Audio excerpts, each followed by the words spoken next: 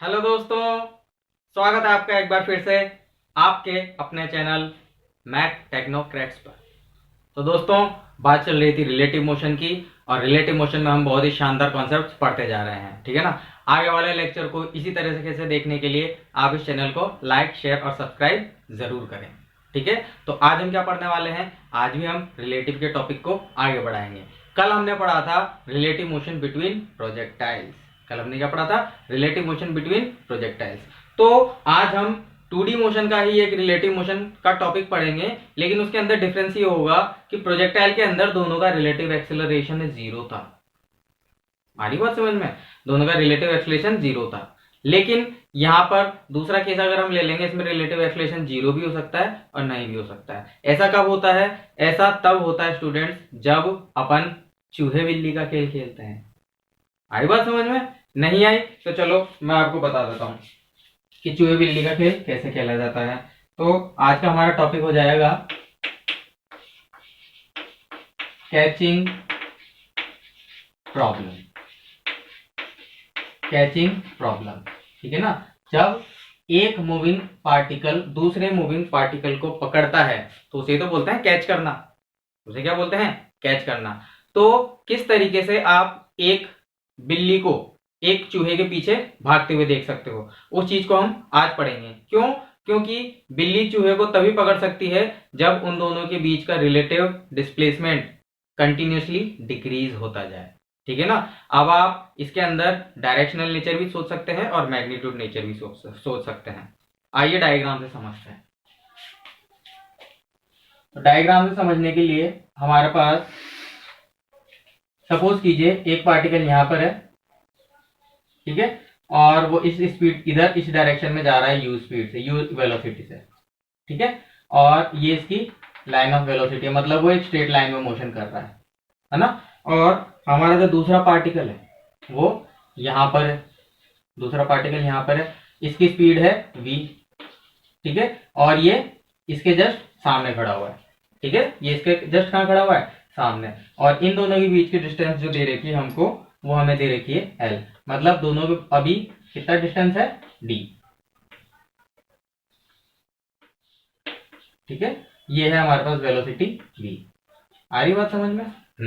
अब आप खुद देखिए कि ये तो मैंने बनाई है बिल्कुल इनिशियल कंडीशन। ये इनिशियल कंडीशन बनाई है और इस इनिशियल कंडीशन में यू की डायरेक्शन बिल्कुल स्ट्रेट है, ठीक है ना।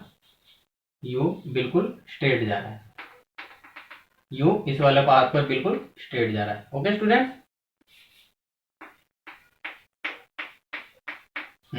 तो कंडीशन कुछ इस तरीके से है कि ये है हमारे पास बिल्ली, ये है हमारे पास बिल्ली और ये है हमारे पास चूहा। और हमने ये कौन सा सीन बना रखा है? हमने ये सीन बना रखा है t इक्वल टू 0 पर। हमने ये क्या सीन बना रखा है कि जैसे ही हमारा ऑब्जर्वेशन स्टार्ट हुआ t इक्वल टू 0 पर, बिल्ली यहाँ थी और चूहा यहाँ था। बिल्लियां दुबक के बैठी थी और चूहा यहाँ आराम से अपना कुछ काम कर रहा था। फिर t इक्वल टू 0 पर एकदम से बिल्ली ने चूहे को देखा और चूहे ने बिल्ली को देखा। अब क्या होगा? एक्सपेरिमेंट शुरू। अब एक्सपेरिमेंट शुरू हो जाएगा। एक्सपेरिमेंट शुरू हुआ मतलब अब चूहा बिल्ली से बचने के लिए भागेगा, ठीक है, और बिल्ली चूहे को पकड़ने के लिए भागेगी, ठीक है। तो मोस्ट ऑफ द केसेस चूहा बिल्ली से कहां भागता है? दूर। चूहा बिल्ली से कहां भागता है? दूर। तो बिल्ली के जस्ट अपोजिट डायरेक्शन में भागना चाहिए था उसे, ठीक है ना। तो चूहा ऊपर की तरफ भागता, बिल्ली उसके पीछे पीछे भागती, तो दोनों सेम डायरेक्शन में आ जाते हैं। तो रिलेटिव मोशन इन 1D के कॉन्सेप्ट लगते हैं। Do you get my point? हाँ, ठीक है ना। इसीलिए हमने क्या करा, हमने कंसीडर कर लिया कि यहाँ पे जो बोर्ड खत्म हो रहा है वहां पे एक दीवार है, इसका मतलब चूहा ऊपर तो जा नहीं सकता। तो चूहा इस बिल्ली से बचने के लिए या तो इधर जाएगा या इधर जाएगा, क्योंकि तभी तो उसके बीच का सेपरेशन बढ़ेगा, ठीक है ना। अभी बिल्ली उसके ज्यादा से ज्यादा पास है, जब ये चूहा यहाँ पहुंच जाएगा तो देखो डिस्टेंस बढ़ जाएगी इन दोनों के बीच की, इन दोनों के बीच की रिलेटिव डिस्टेंस बढ़ जाएगी। तो चूहा अपने आप को ज्यादा सुरक्षित महसूस करेगा, इसीलिए चूहा इस डायरेक्शन में भागता अपन ने कंसिडर कर लिया, ठीक है। लेकिन बिल्ली तो बिल्ली है, पकड़ के मानेगी। तो देखिए बिल्ली किस तरीके से इसको पकड़ेगी, इस तरीके से।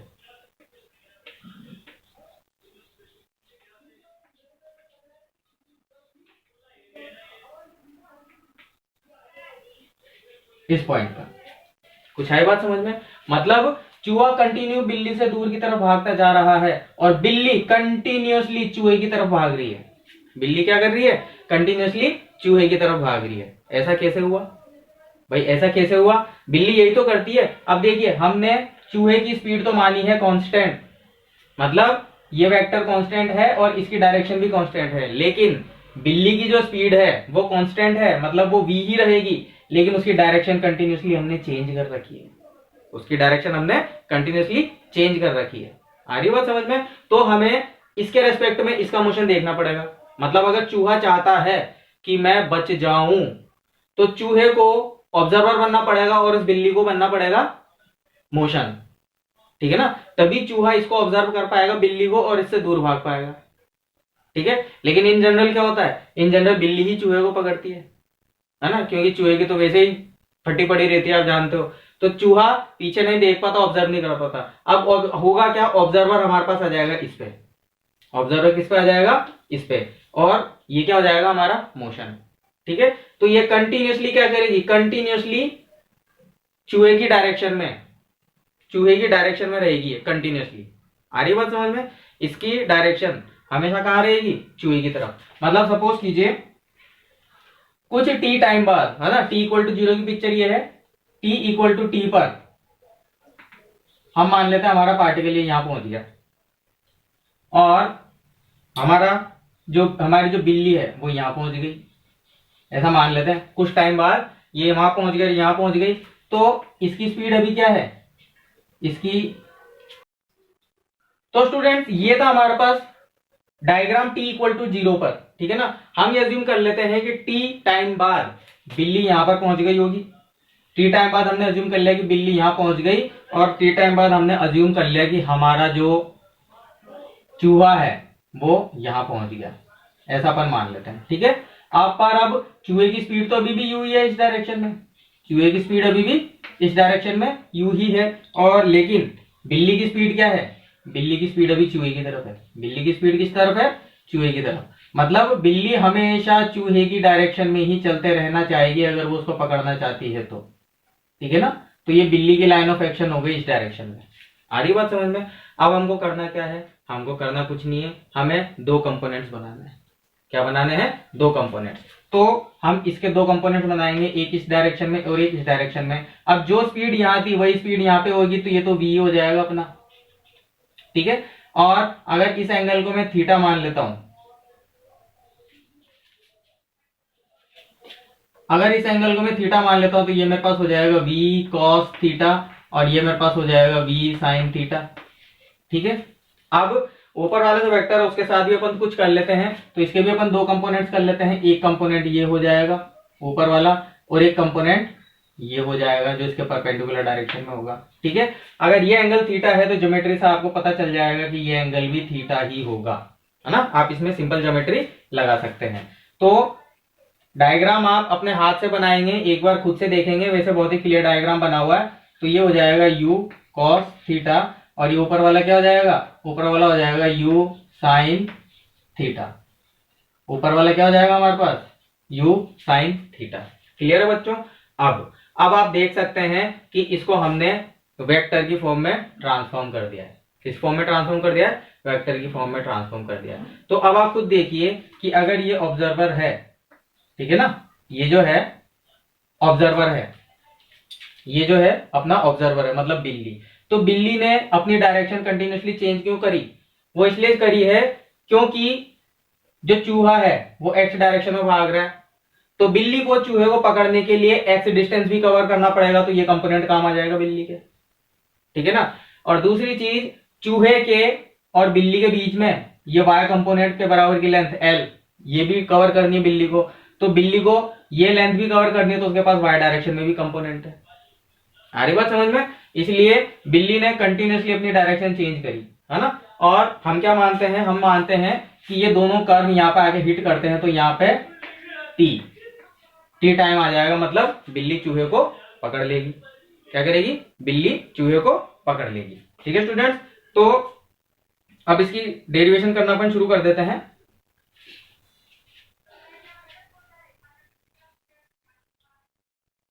कंडीशन टू कैच, ठीक है ना, क्या हो जाएगा, कंडीशन टू कैच।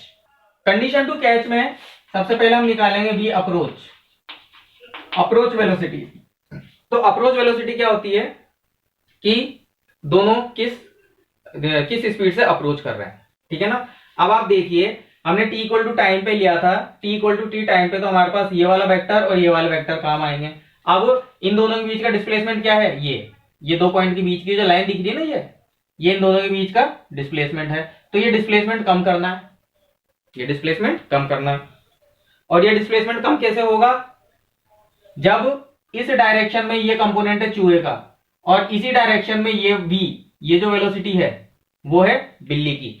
तो ये जो v वाली वेलोसिटी है येलो कलर की, ये u sin थीटा से बड़ी होगी, ये u sin थीटा से बड़ी होगी। मतलब v वेक्टर जो है वो आपके पास बड़ा होगा, v वेक्टर का मैग्नीट्यूड है ना, वो बड़ा होगा u sin थीटा के मैग्नीट्यूड से। आ रही बात समझ में? तभी तो बिल्ली उसको कैच कर पाएगी। अगर चूहे का ये वाला कंपोनेंट इस डायरेक्शन में, चूहे का कंपोनेंट u sin थीटा वो बड़ा हो गया बिल्ली के स्पीड से, तो चूहा तो एस्केप कर जाएगा, है ना। इसलिए ये चीज हमारे पास पहले होनी चाहिए। तो अप्रोच वेलोसिटी क्या हो जाएगी, ये this velocity minus this velocity, मतलब इन दोनों के बीच का जो रिलेटिव डिस्प्लेसमेंट है वो ये है। तो रिलेटिव डिस्प्लेसमेंट की डायरेक्शन में रिलेटिव वेलोसिटी को अप्रोच वेलोसिटी बोल देते हैं। तो हमारे पास आ जाएगा v minus you sine theta. ठीक है स्टूडेंट, ये हमारे पास v minus you sine theta आ गया। अब v अप्रोच को हम क्या लिख सकते हैं, minus of D S relative divided by dt। ठीक है, हम इसको इस तरीके से लिख सकते हैं। तो हमारे पास आ जाएगा v minus you sine theta. ठीक है, अब देखिए अप्रोच वेलोसिटी को हमने क्या बोला, rate change of relative displacement. Rate change of relative displacement मतलब ये जो स्ट्रेट लाइन है इस पॉइंट और इस पॉइंट के बीच में, ये स्ट्रेट लाइन किस रेट से डिक्रीज हो रही है ना। मतलब इन दोनों के बीच की जो ये दूरी है ये कम होती जा रही है ना, कम होती जा रही है, इसलिए माइनस लगा हुआ है। और किस रेट से कम हो रही है उसे तो अपन बोलते हैं अप्रोच वेलोसिटी, कि किस रेट कितनी स्पीड से वो चूहे को पकड़ रहा है, यही बोलते हैं। तो हमने इसको ऐसे लिख दिया। अब अगर आप देखिए यहाँ पे dt है, मैं उसको उस तरफ ले जाता हूं और इंटीग्रेशन कर देता हूं, तो हमारे पास क्या आ जाएगा, देखिए हमारे पास आ जाएगा d ऑफ एस आर मतलब relative displacement is equal to v minus you sine theta dot dt। अब हम इसको इंटीग्रेट कर सकते हैं। अब हम इसको इंटीग्रेट करेंगे कैसे, तो minus integration of D S R, limit क्या हो जाएगी, शुरुआत में इनके बीच में कितना था डिस्टेंस l, और जब इसने उसको पकड़ लिया तो इनके बीच का डिस्टेंस कितना हो गया 0। तो लिमिट लगाने आ गए बच्चों आपको इस कंडीशन में, वेरी गुड। इक्वल टू, अब यहाँ पे हमारे पास हो जाएगा integration of v minus you sine theta dot dt, ये आ जाएगा।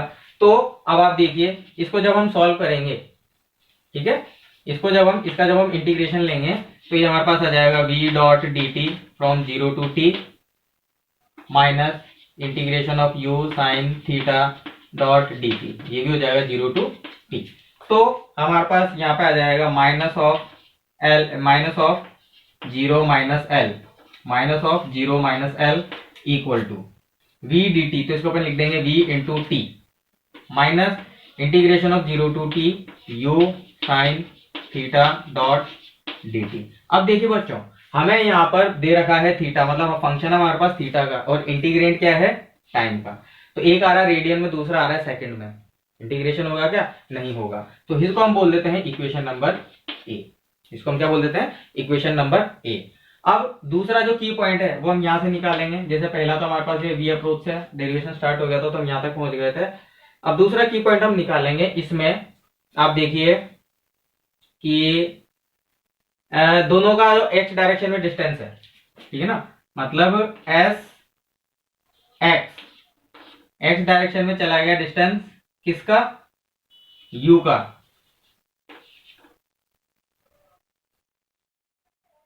इसको a बोल लेते हैं और इसको b बोल लेते हैं, है ना, सब्स्क्रिप्ट कीजिए। तो x डायरेक्शन में चला गया जो डिस्टेंस है a का, वो s डायरेक्शन में चले गए डिस्टेंस के बराबर होगा b के, ठीक है ना। चूहा यहां से यहां तक भागा पकड़े जाने से पहले, और बिल्ली का भी x डिस्प्लेसमेंट यहां से लेके यहां तक ही हुआ है, y डिस्प्लेसमेंट एक्स्ट्रा हुआ इसलिए ये कर्व बन गया, लेकिन बिल्ली भी x डिस्टेंस इतना तो चली ही है। क्लियर हो रहा है? तो इसलिए दोनों का हमने x बराबर कर दिया, x डिस्प्लेसमेंट बराबर कर दिया। अब आप देखिए एस एक्स ए की स्पीड कितनी थी u, तो t टाइम में, अगर हम यहाँ t टाइम की बात कर रहे हैं, t टाइम तक ले रहे हैं डेरिवेट, तो t टाइम में इसकी डिस्टेंस कितनी ट्रेवल हो जाएगी, ये डिस्टेंस ट्रेवल हो जाएगी u इंटू टी। कितनी हो जाएगी, u इंटू टी। अब रही बात b की, b पार्टिकल की मतलब बिल्ली की x डायरेक्शन में चलेगी, डिस्प्लेसमेंट किस पे डिपेंड करेगी, v साइन थीटा पे। अब आप खुद देखिए कि क्या थीटा कंटिन्यूसली चेंज हो रहा है, थीटा देखो, थीटा कौन सा वेक्टर है, वर्टिकल के साथ बनने वाला वेक्टर बिल्ली की वेलोसिटी का। तो बिल्ली की वेलोसिटी के साथ अभी यहाँ जब बिल्ली यहाँ पर थी, थीटा की वैल्यू कितनी थी, 0। फिर थीटा धीरे धीरे धीरे बढ़ता गया बढ़ता गया बढ़ता गया बढ़ता गया, और इस पॉइंट पर बिल्ली की ये थीटा की वैल्यू कितनी हो गई, इस वाले थीटा की वैल्यू 90 डिग्री। आप समझ रहे हो ना। तो हम ये देख पा रहे हैं कि इस पॉइंट से लेके इस पॉइंट तक के बिल्ली के मोशन में थीटा कंटिन्यूसली चेंज हो रहा है ना, 0 से लेके 90 डिग्री तक बढ़ रहा है। ये देखो यहाँ वेक्टर ऐसा था, फिर यूं होता गया होता गया होता गया, और इस पॉइंट पर वेक्टर बिल्कुल हॉरिजॉन्टल हो गया। ठीक है ना। तो थीटा की वैल्यू बढ़ रही है। अब साइन थीटा क्या होता है, इंक्रीजिंग फंक्शन है, तो थीटा की वैल्यू बढ़ रही तो वी साइन थीटा भी बढ़ेगा, और वी साइन थीटा बढ़ेगा तो ये स्पीड क्या हो जाएगी, ये जो इस कंपोनेंट ये एक्स डायरेक्शन में जो स्पीड का कंपोनेंट है, क्या ये कांस्टेंट रह पाएगा, नहीं, ये यहाँ पर मिनिमम होएगा और यहाँ पर मैक्सिमम होएगा। आगे बात समझ में। तो ये जब कंटिन्यूसली बढ़ता जा रहा है 0 से लेके t टाइम तक, तो अपन जैसे यहाँ पे हमने u इंटू टी कर दिया था ना मल्टीप्लाई, वैसे यहाँ पे मल्टीप्लाई नहीं कर सकते।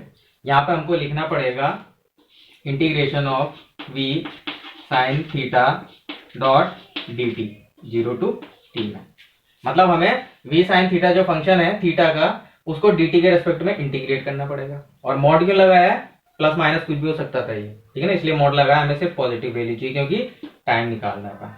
यहाँ पे हमने वेलोसिटी को सीधे टाइम से मल्टीप्लाई कर दिया था डिस्टेंस निकालने के लिए। क्यों, क्योंकि यहाँ पर स्पीड भी कांस्टेंट थी और डायरेक्शन भी कांस्टेंट थी, इसलिए डायरेक्ट u को t से मल्टीप्लाई कर दिया। लेकिन यहाँ पर हमें u के फंक्शन को, क्योंकि ये वेरिएबल है, ये जो वेलोसिटी इस डायरेक्शन की वेरिएबल है, उसको dt के इंटीग्रेंट के साथ इंटीग्रेट करना पड़ा। तो अब देखिए v जो है वो तो कांस्टेंट है भाई, ये जो मैग्नीट्यूड है ना v साइन थीटा, इसमें से v क्या है, बिल्ली की वेलोसिटी का मैग्नीट्यूड, तो वो मैग्नीट्यूड तो कांस्टेंट है, डायरेक्शन चेंज हो रही है सिर्फ, ये मैग्नीट्यूड तो कांस्टेंट है, तो ये बाहर आ जाएगा।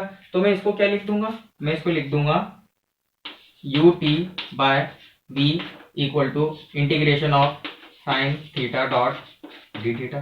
ठीक है, तो इसको अपन बोल देते हैं इक्वेशन ए। अब अपन क्या करेंगे, by equation A and B, equation A और बी। अब देखिए यहाँ हमारे पास क्या आ रहा था, यहाँ पे हमारे पास आ रहा था, इसको अपन वापस इधर ले लेते हैं, तो यहाँ पे हमारे पास आ जाएगा L equal to V T minus you sine theta. तो u कांस्टेंट है, स्पीड जो है u कांस्टेंट है, तो u बाहर आ जाएगा, u integration of sine theta dot D T 0 to t। अब देखिए integration of sine theta dot D T की जगह हम u t बाई v लिख सकते हैं, ठीक है ना। तो इसी को अपन लिख देंगे we T minus you sine theta D T 0 to t, ऊपर वाला भी यही है sine theta D theta 0 to t, तो इसकी जगह हम क्या लिख देंगे U T by V, U T by V, हमने क्या लिख दिया यू टी बाई वी। तो हमारे पास जो L की वैल्यू आ जाएगी, L की वैल्यू क्या आ जाएगी, t हमारे पास कॉमन आ जाएगा बाहर, तो यहाँ अंदर हमारे पास बचेगा v square minus U square by V, v square minus U square by V into T. तो अगर हमें टाइम ऑफ कैचिंग निकालना है, टाइम ऑफ कैचिंग कि कितने टाइम में इसने इसको कैच कर लिया, तो अब ये कैपिटल टी कहलाएगा, ठीक है ना। तो टी ये रख देंगे L into V, L into V divided by V square minus V square. तो ये हमारे पास फॉर्मूला आ गया, ठीक है, मतलब टाइम ऑफ कैच। ये क्या, इसको क्या कहलाते हैं, टाइम ऑफ कैच। कुछ आ रही बात समझ में। हाँ, तो स्टूडेंट्स इतने टाइम में आपकी जो बिल्ली है वो उस चूहे को कैच कर लेगी।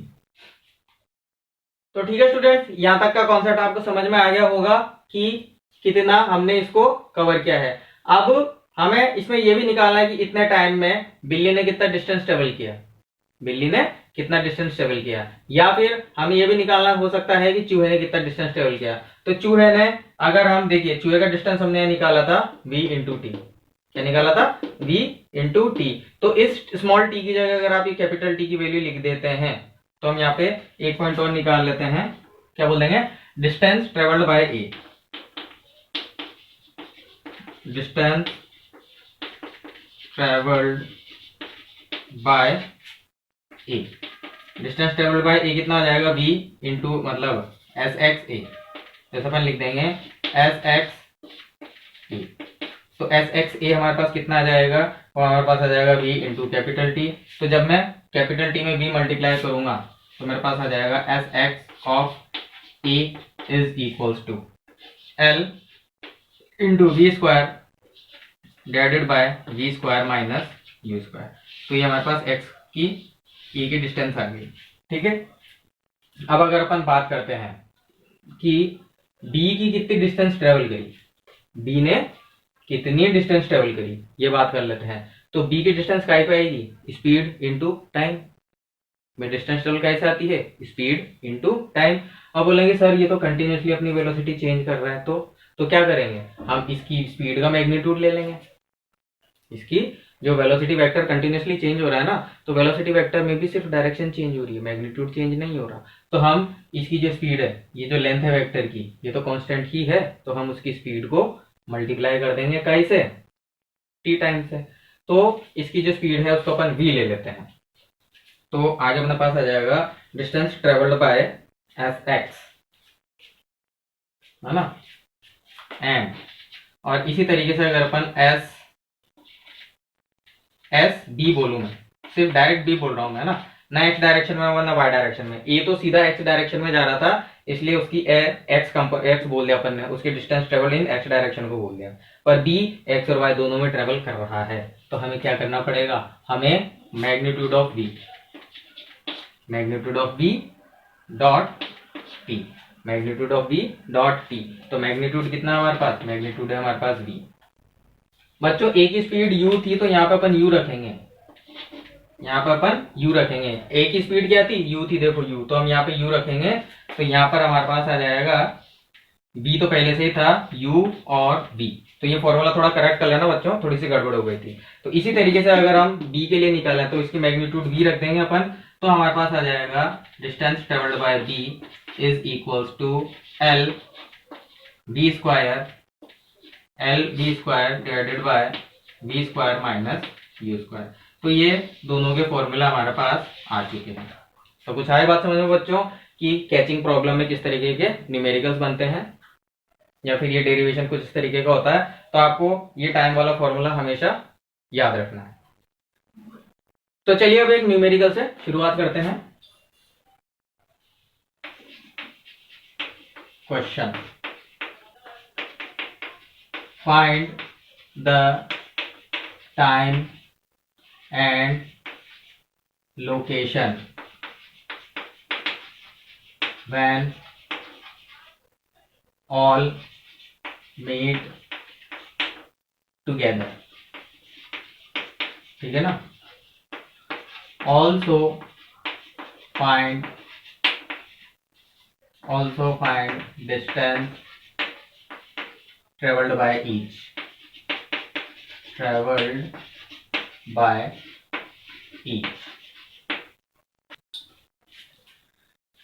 तो दोस्तों यहां तक अब कंप्लीट होने के बाद चलिए एक एग्जांपल लेते हैं इस तरीके से। अब यहां पर प्रॉब्लम ये है कि find the time and location when all meet together. All कौन, ए बी और सी। तो ए बी और सी तीन पार्टिकल्स हैं जो एक ट्राइंगल के वर्टिसेस पर रखे हुए हैं ना। ये ट्राइंगल कैसा है, ये इक्विलेटरल ट्राइंगल है। ये ट्राइंगल कैसा है, इक्विलेटरल ट्राइंगल। मतलब ये डिस्टेंस आपके पास एल है, ये डिस्टेंस भी आपके पास एल है इस तरीके से, ठीक है ना, और ये डिस्टेंस भी एल है। तो ये हमारे पास इक्विलेटरल ट्राइंगल है। तो इक्विलेटरल ट्राइंगल की प्रॉपर्टीज हमें पता है, अभी अपन सॉल्यूशन में यूज करेंगे। क्वेश्चन में कहा गया है कि ए बी को चेस कर रहा है, मतलब ए बी को पकड़ रहा है 5 मीटर पर सेकंड से। यहाँ u क्या है, स्पीड। डायरेक्शन कंटिन्यूसली चेंज होगी इसकी तरह, कैसे मैं बताऊंगा। लेकिन a b को 5 मीटर पर सेकंड की स्पीड से चेस कर रहा है, वैसे ही b c को 5 मीटर पर सेकंड की स्पीड से चेस कर रहा है इस डायरेक्शन में, और c a को 5 मीटर पर सेकंड की स्पीड से चेस कर रहा है। मतलब तीनों एक दूसरे के पीछे पड़े हुए हैं, तीनों एक दूसरे के पीछे पड़े हुए हैं। तो पूछा गया है कि वो लोकेशन बताइए कि जब तीनों आपस में मिल जाएंगे, और ये भी बताइए कि कब कितने टाइम पर वो मिलेंगे, ठीक है। और हमें ये भी बताना है कि also find distance travelled by each, कि हर पार्टिकल ने डिस्टेंस कितना ट्रेवल किया, ठीक है। अब दोस्तों क्वेश्चन ये है कि लोकेशन तो मैं भी आपको मेथड से बता दूंगा, तो चलिए इसका सॉल्यूशन अपन करते हैं। सॉल्यूशन में हमारे पास कुछ इसी तरीके की प्रॉब्लम है कि है ना, एक पार्टिकल दूसरे को चेस कर रहा है। अब आप देखिए, ट्राइंगल है इक्विलेटरल सिमेट्रिक, है ना, सिमेट्रिक ट्राइंगल है।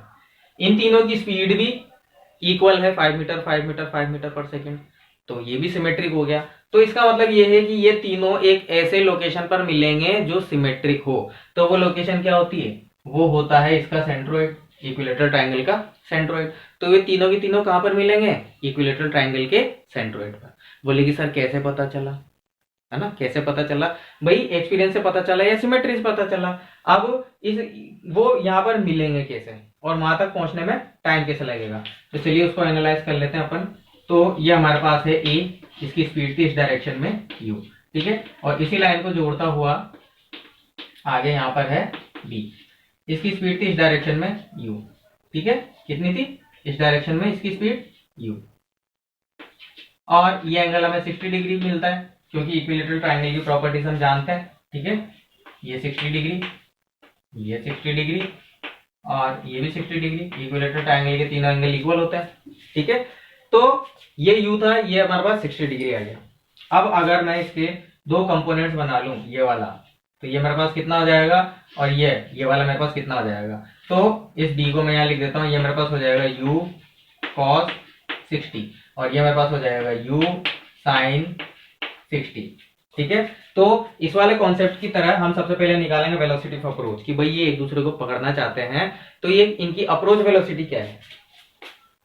सो अप्रोच वेलोसिटी, अप्रोच वेलोसिटी देखो ये हो जाएगी u, ये दोनों अपोजिट डायरेक्शन में है तो प्लस u cos 60 डिग्री, तो u प्लस u बाय 2, है ना, cos 60 की वैल्यू 1/2 होती है, तो हमारे पास आ जाएगा 3u/2, ये हमारे पास क्या जाएगा 3u/2। मतलब इतनी अप्रोचिंग स्पीड से आप उसकी तरफ बढ़ रहे हो, इतनी अप्रोचिंग स्पीड से आप उसकी तरफ बढ़ रहे हो, ठीक है। और इन दोनों को डिस्टेंस कितना ट्रेवल करना है भाई, डिस्टेंस कितना ट्रेवल करना है, ए से लेके बी तक l, भाई इसको पकड़ने के लिए कितना डिस्टेंस ट्रेवल करना है, ये वाला। भाई अगर आपने रिलेटिव वेलोसिटी ले ली, अगर आपने रिलेटिव वेलोसिटी ले ली तो आप इसको फिक्स कर दो, ठीक है ना। जैसे आपने इसको फिक्स करा तो रिलेटिव स्पीड से ये चलेगा, ये जो हमने निकाली ना अप्रोच वेलोसिटी, ये वाली, इस स्पीड से अब ये चलेगा। अगर आपने इसको फिक्स कर दिया तो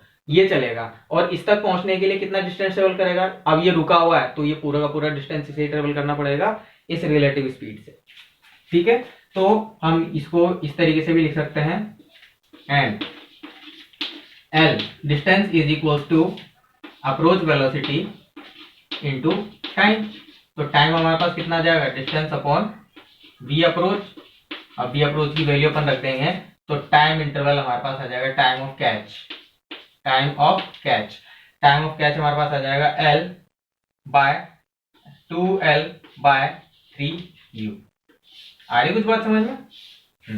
तो इतने टाइम बाद, मतलब आपको क्वेश्चन में L दिया रहेगा, U दिया रहेगा, तो इतने टाइम बाद ये आपस में एक दूसरे को पकड़ लेंगे, ठीक है। और इनका पाथ कैसा होगा, इनका पाथ मैं आपको माइंडेड बनाना चाहूं तो ये यहाँ से टेंजेंशियली होके चलेगा, यू मिल जाएगा, ये यहाँ से टेंजेंशियली होके चलेगा और यू मिल जाएगा, ये यहाँ से टेंजेंशियली होके चलेगा और ये यू मिल जाएगा। तो तीनों इस तरीके से कर्व्ड पाथ पे होते हुए, जैसे देखो यहाँ पे भी कर्व बना था ना, तो ये भी इस कर्व्ड पाथ पे होते हुए इस पॉइंट पर आके मिल जाएंगे। Clear student? अब चलिए इनकी डिस्टेंस ट्रेवल्ड निकाल लेते हैं। डिस्टेंस ट्रेवल्ड, तो डिस्टेंस ट्रेवल्ड कैसे निकालेंगे, distance travelled by each particle, distance travelled by each. अब डिस्टेंस ट्रेवल्ड बाय ईच अगर अपन को निकालना है तो हम लिख देंगे, मान लेते हैं वो डिस्टेंस है d, तो d हमारे पास कितना आ जाएगा, magnitude of u vector dot dt, magnitude of u vector speed into time by distance is equal to speed into time, यही होता है। तो स्पीड कितनी है u। अब आप बताइए कि u क्या कंटिन्यूअसली चेंज हो रही है क्या, नहीं, u की वैल्यू तो कांस्टेंट है, u की वैल्यू तो कांस्टेंट है और उसको अपन को dt से मल्टीप्लाई करना है। लेकिन आप ध्यान दीजिए कि ये तो कर्व्ड पाथ पे चल रहा है, भाई ये तो कर्व्ड पाथ पे चल रहा है ना, लेकिन इसकी स्पीड कंटिन्यूसली कांस्टेंट है। तो हम ये मान के चलते हैं कि अगर पार्टिकल स्ट्रेट लाइन में ही चले तो इसको हम डायरेक्ट लिख सकते हैं u इंटू कैपिटल टी। हम इसको क्या लिख सकते हैं, u इंटू कैपिटल टी। मतलब आप सोचिए कि एक ये आर्क है और एक ये स्ट्रेट लाइन है, तो दोनों में से किसकी लेंथ ज्यादा है? ऑब्वियसली इस आर्क की लेंथ ज्यादा होगी और इसकी लेंथ कम होगी, तो इसको हम डिस्प्लेसमेंट बोलते थे, इसको डिस्टेंस बोलते थे। तो हमें डिस्टेंस निकालना है, मतलब क्या निकालना है, डिस्टेंस। तो डिस्टेंस में हम u का मैग्नीट्यूड ले रहे हैं, मतलब हम ये स्पीड ले रहे हैं। इसकी स्पीड हमेशा कितनी थी, 5 मीटर पर सेकेंड। तो 5 मीटर पर सेकेंड से ये इस आर्क पर दौड़ा है, तो टोटल टाइम से मल्टीप्लाई कर देंगे तो टोटल डिस्टेंस आ जाएगा। अगर ये इस आर्क पे मतलब अगर ये इसी कांस्टेंट स्पीड से इस आर्क पर नहीं दौड़ता, स्ट्रेट लाइन में ही दौड़ता, तो ये आर्क, ये जो आर्क है यहाँ पे ये चपटी हो जाती, तो ये पॉइंट यहाँ पे कहीं आ जाता, तो ये डिस्टेंस ट्रेवल करी होती उसने। क्लियर है बच्चों? चलिए, तो हमारे पास u इंटू टी आएगा। तो हम u किसको, u हमारे पास दे रखा है और t से हम मल्टीप्लाई कर देंगे, ठीक है। तो हमारे पास आ जाएगा d इक्वल टू u, हमारे पास था u into 2l bye 3u, 2l bye 3u। तो u से u कट गया, तो डिस्टेंस हमारे पास कितनी आ जाएगी, 2l bye 3 metre, 2l bye 3 metre. मतलब आप कितना चल पाओगे, कितना चल जाओगे, इस टोटल लेंथ का इतना, 2l बाय 3 के बराबर। तो ये तो आ गई डिस्टेंस। ये क्या आ गई बच्चों, ये आ गई डिस्टेंस। और अगर आपसे डिस्प्लेसमेंट पूछ लिया जाए तो, ठीक है ना, डिस्प्लेसमेंट पूछ लिया जाए तो डिस्प्लेसमेंट भी निकाल के दे देते हैं, ठीक है ना। Displacement of each, displacement of each. अब देखिए, डिस्प्लेसमेंट ऑफ ईच अगर आपको निकालना है तो आप इस ट्राइंगल को दोबारा से यहाँ पे बनाएंगे, और ये हमारा सेंट्रोइड था, मैं इधर वाला पार्ट नहीं बना रहा हूँ, ठीक है ना, मैं सिर्फ ये वाला पार्ट बना रहा हूँ। तो ये एंगल हमारे पास 60, तो स्टूडेंट्स ये एंगल हमारे पास था 60 डिग्री, ठीक है। ये लेंथ हमारे पास थी l और हमें सेंट्रोइड पर पहुंचना था। सेंट्रोइड कहाँ था, यहाँ पर। तो स्टूडेंट्स हमको ये डिस्प्लेसमेंट निकालना है, हमें क्या निकालना है, ये डिस्प्लेसमेंट निकालना है। ये लेंथ l थी, ये नीचे वाली लेंथ हो जाएगी l/2, ठीक है ना। और दूसरी चीज हम ये जानते हैं, अगर आपने मैथमेटिक्स 10th की अच्छे से पढ़ी होगी तो आपको ये पता होगा कि जो मीडियन से गुजरने वाली लाइन होती है, ठीक है ना, मीडियन से गुजरने वाला जो एंगल बाइसेक्टर होता है वो 2:1 के रेशियो में डिवाइड होता है। वो किस रेशियो में डिवाइड होता है, 2:1 के रेशियो में। तो अगर मैं इसको a बोल देता हूं, इसको c बोल देता हूं, इसको d बोल देता हूं, तो ये देखिए ये परपेंडिकुलर इस पे तो 90 डिग्री दिख रहा है आपको। हमें ये लेंथ निकालनी है AO, हमें क्या निकालनी है, हमें AO, ये AO लेंथ निकालनी है हमें। यही तो डिस्प्लेसमेंट है हमारे पास। इनिशियल पॉइंट लो, फाइनल पॉइंट लो, इसको डायरेक्ट मिला दो। इनिशियल पॉइंट लो, फाइनल पॉइंट लो और उसको डायरेक्ट मिला दो, ठीक है। तो इनिशियल पॉइंट और फाइनल पॉइंट को जब हम डायरेक्ट मिला देते हैं, जगह बचा लेता बच्चों अपन थोड़ी सी, ठीक है ना। यहीं पर डी की वैल्यू को अपन यहीं पे लिख देते हैं u इंटू टी। हमारे पास डी की वैल्यू आ जाएगी, डी की वैल्यू आ जाएगी 2l/3, 2l/3, ठीक है ना। तो ये हमारे पास एक एक्सप्रेशन आएगा डी का, टाइम का। अब डिस्प्लेसमेंट की बात कर रहे थे अपन, तो यहाँ पे अपन लिख देते हैं डिस्प्लेसमेंट ऑफ ईच। तो सिमेट्रिक फिगर है तो तीनों का डिस्प्लेसमेंट सेम रहेगा। तो डिस्प्लेसमेंट ऑफ ईच में देखिए हमें AO निकालना है। AO कैसे निकलेगा, पहले हम निकालते हैं CD। क्या निकालते हैं, CD। तो हमारे पास क्या आ जाएगा, CD is equal to this square minus this square, मतलब l² माइनस l/2 का whole square under the root. तो ये हमारे पास आ जाएगा √3l/2। CD की वैल्यू कितनी आएगी, √3l/2। अब उसके 3 हिस्से कर देना हमको क्या करना है, उसके 3 हिस्से कर देना। हमने ये CD निकाल लिया, तो CD हिस्से का 2 रेशो ऊपर वाली लेंथ है और 1 रेशो नीचे वाली लेंथ है। हमें नीचे वाली लेंथ चाहिए, तो हम पहले क्या कर देंगे, इसके 3 हिस्से कर देंगे, तो डिवाइडेड बाय 3। सो OD, ठीक है ना, OD हमारे पास कितना आ जाएगा, OD हमारे पास आ जाएगा CD का 1/3, है ना, CD/3। तो चलिए CD हमारे पास कितना है, √3 L/2 इंटू 3, ठीक है, CD/3।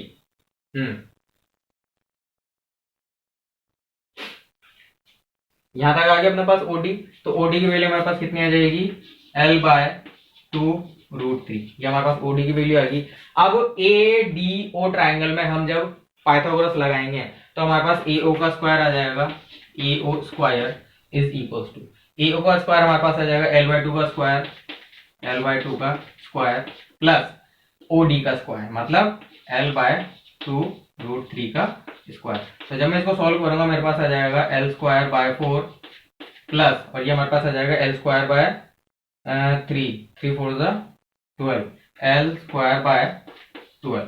तो जब मैं इन दोनों को ऐड करूंगा, है ना, तो L²/3 आ जाएगा मेरे पास, तो L/√3। तो AO की वैल्यू हमारे पास कितनी आ जाएगी, L/√3 मीटर। और ये हमारा तीसरा फॉर्मूला हो गया, ठीक है ना, इज इक्वल्स टू डिस्प्लेसमेंट, ये वेक्टर है, ये क्या है, डिस्प्लेसमेंट वेक्टर।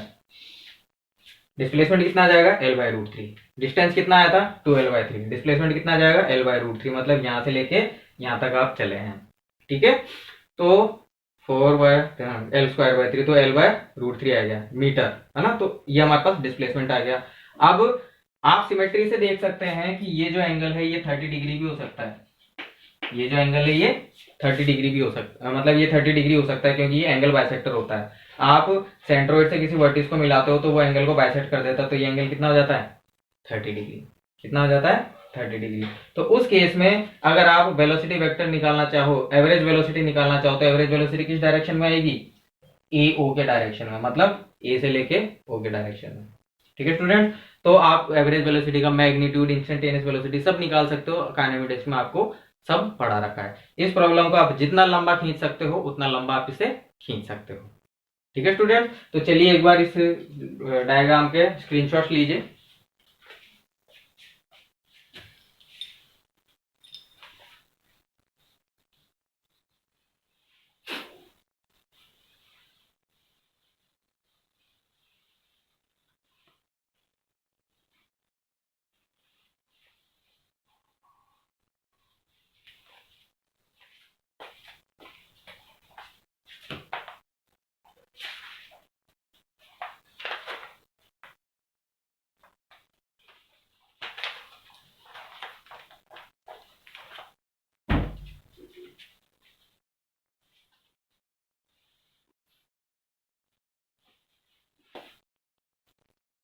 हाँ तो मेरे प्यारे दोस्तों, आज के लेक्चर में इतना ही।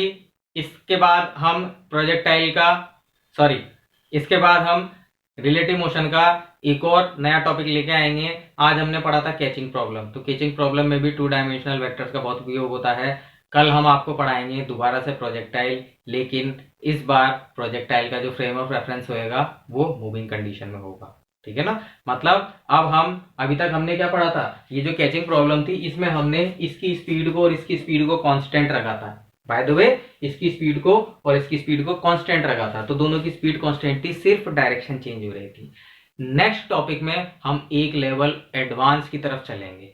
मतलब अब अभी भी हमारे पास एक पार्टिकल दूसरा पार्टिकल के रेस्पेक्ट में मोशन कर रहा होगा, दोनों पार्टिकल मोशन कर रहे होंगे, लेकिन अब हम इन दोनों में से किसी एक को एक्सेलरेशन दे देंगे, मतलब अब डायरेक्शन के साथ साथ स्पीड भी चेंज होगी, ठीक है। तो चलिए कल के लेक्चर में पता करेंगे कि क्या क्या इंटरेस्टिंग फंडे लगते हैं, क्या क्या इंटरेस्टिंग चीजें होती है आने वाले टॉपिक में।